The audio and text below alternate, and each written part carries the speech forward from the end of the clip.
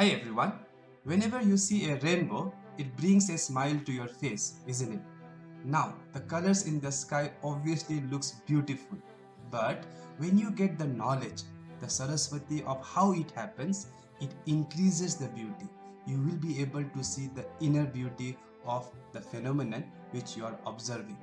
And that is what we are going to discuss in today's video. Before I start discussing the mechanism of rainbow formation, I would like to make an announcement which is important for class 11 and 12 students.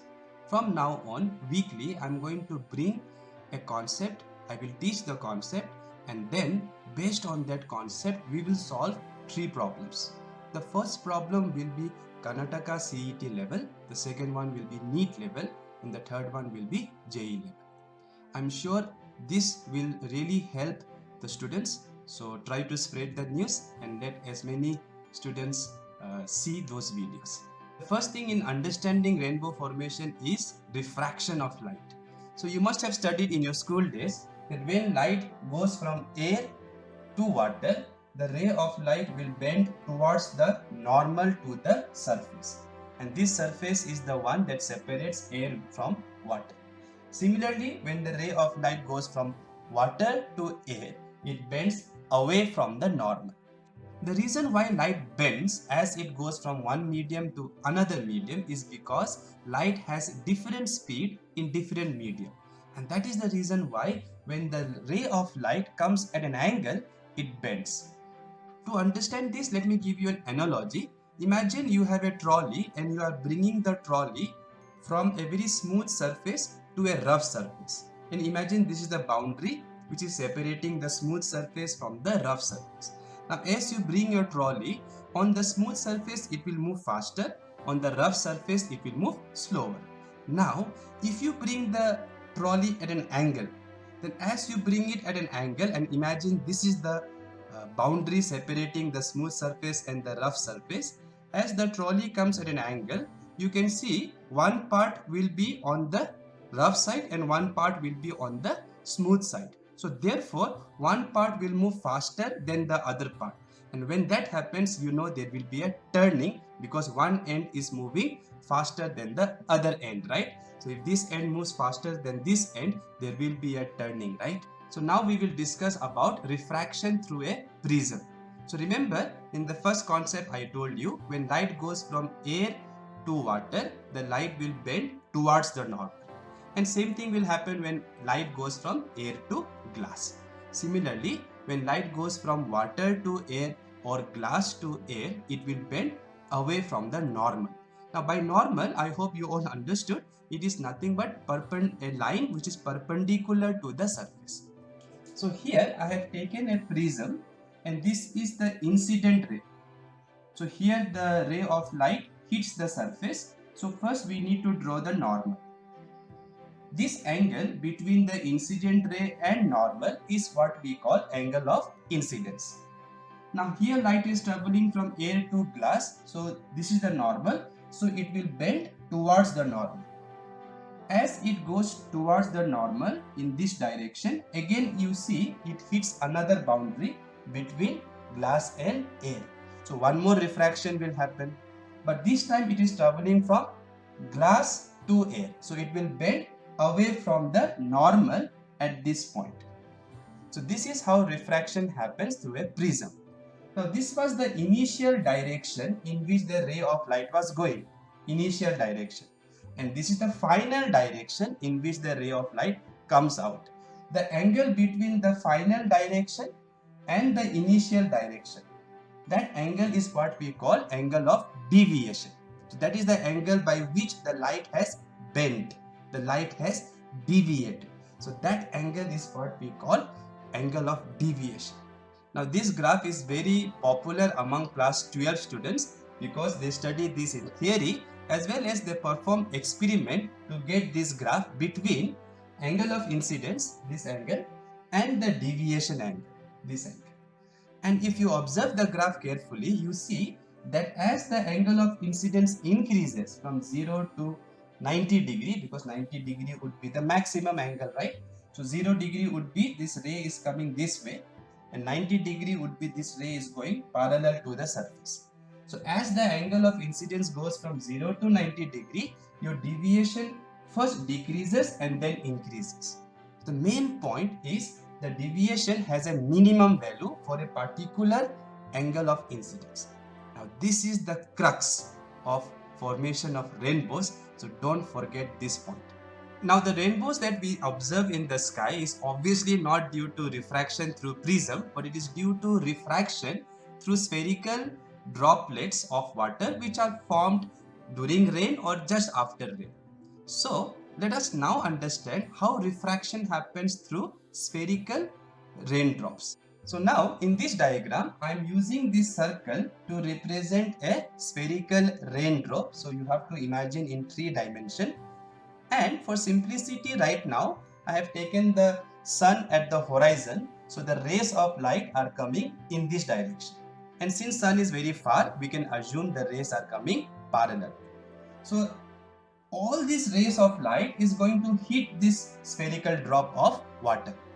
Let us see what happens to the path of one of the ray of light. So I have chosen this particular ray of light. So as it goes in this direction, you can see it is now going to refract because there is a surface separating air from water. So first what we do, we draw a normal. And for a sphere, you know from school geometry that for a sphere, the normal should be along the radius. So this is the normal at this point. And this is the angle between incident ray and normal. So this is your angle of incidence, like in the case of your prism. Now this light is going from air to water, so it will bend towards this normal. As this light now hits the back surface of the raindrop, some of the light will again refract and go out. I am not interested in that part, but some light will be reflected. Obviously you must have seen your face on the surface of water. So the light from your face strikes the surface of water and then reflects. That's why you are able to see yourself. So some amount of light will be reflected from this back surface. As this reflected light now strikes this end, again there will be refraction, but this time this is the normal. And now it is going from water to air, so it will bend away from the normal. Now just like in the case of prism, we extended the initial direction of light and the final direction of light, and the angle by which it bends, that angle is what we call angle of deviation. Even in this case, we can measure the angle of deviation. So you can see this is the direction representing the initial direction, and the light finally came out this way, right, which I am representing by this arrow.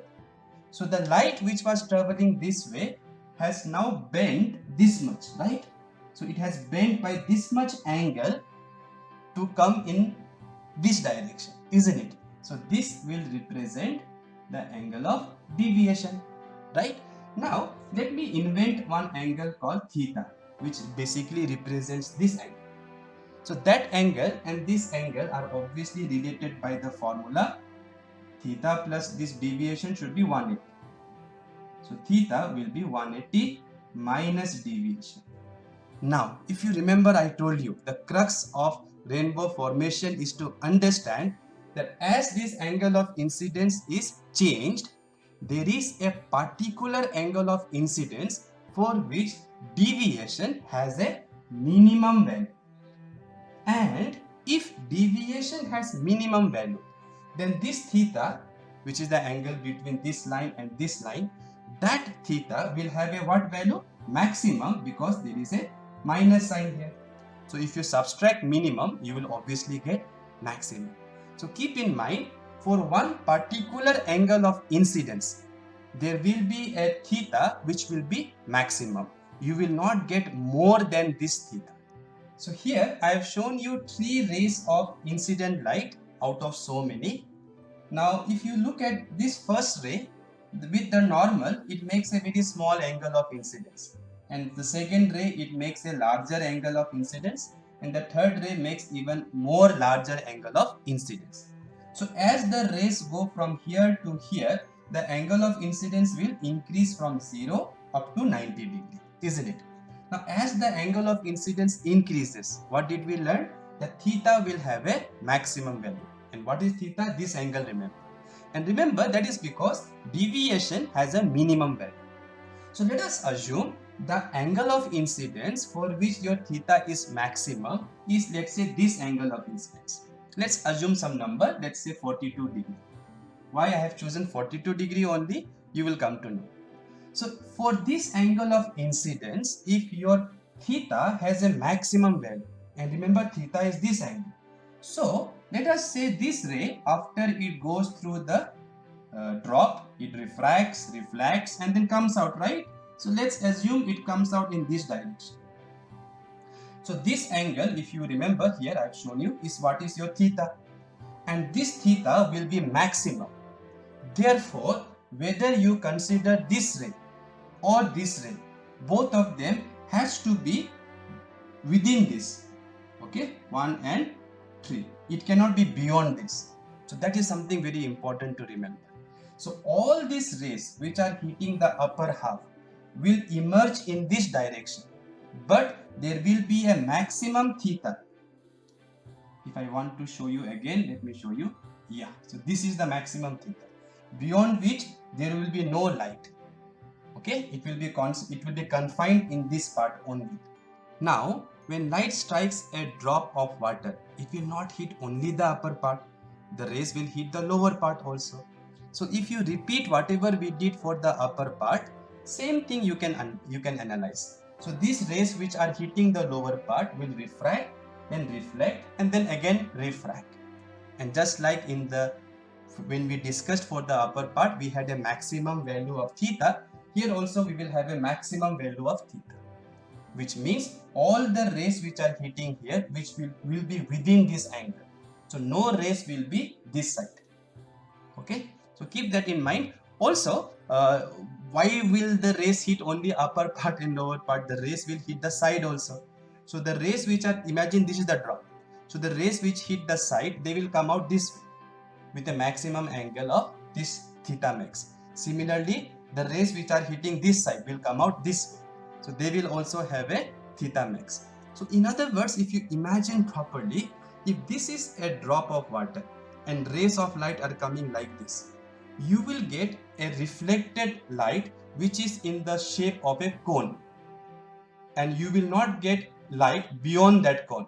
And how much angle that cone makes is controlled by this theta, right? Till now, whatever refractions of light I showed, I assumed the rays have single wavelength or single color.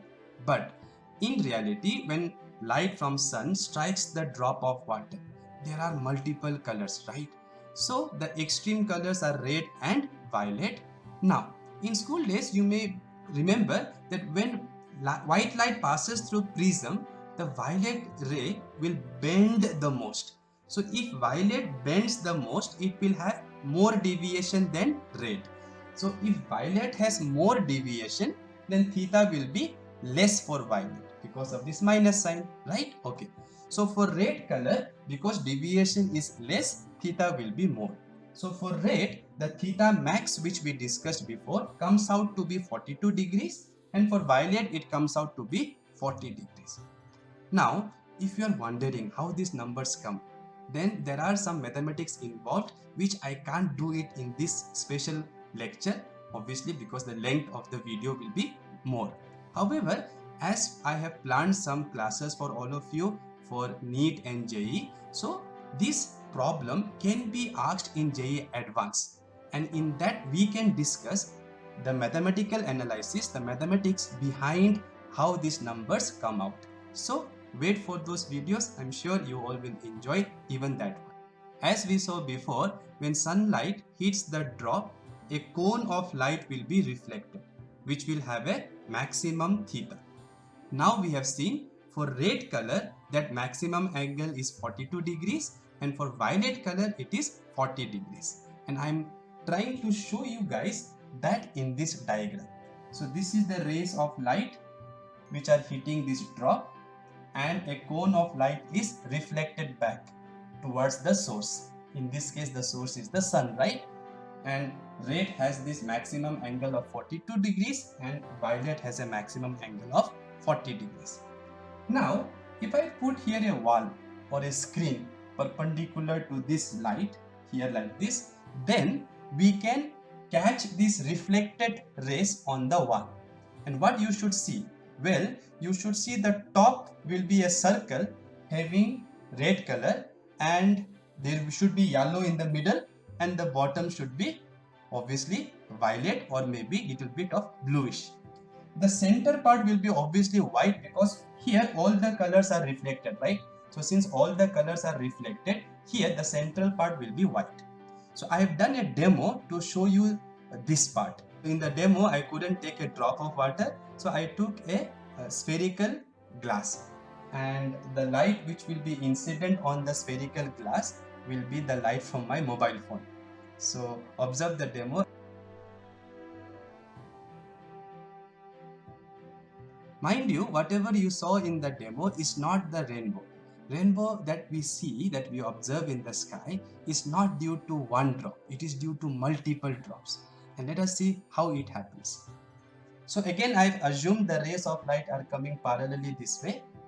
And these rays will hit these drops, and we know individual drops what they will do, right? They will reflect a cone of light. And remember, the red will be at maximum angle 42 degrees and the bluish or the violet will be at 40 degrees.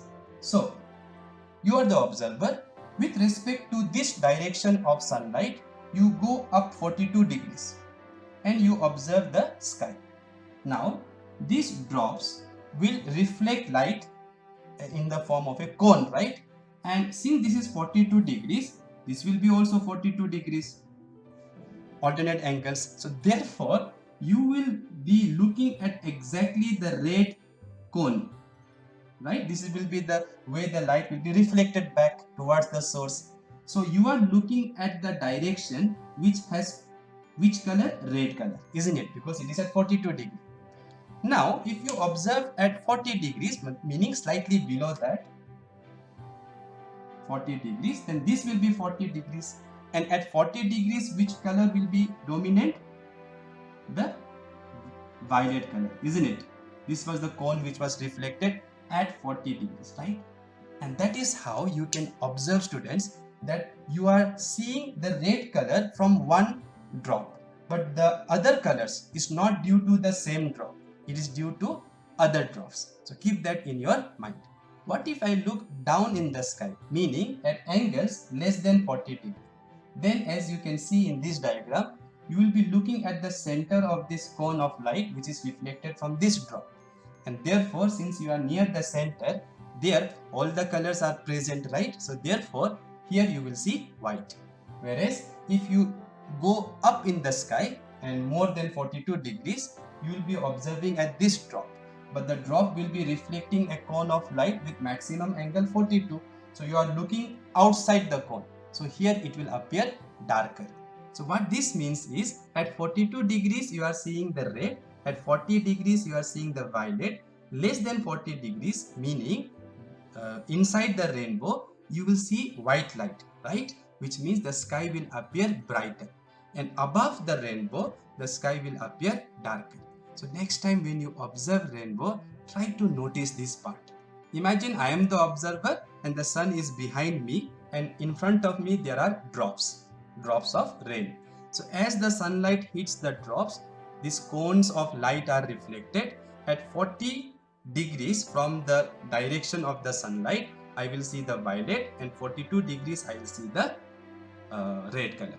Now 42 degrees is not only in this direction, right? You can have 42 degrees in this direction, in this direction, in this direction, in this direction, right? So you will have a circle of 42 degrees with respect to this line.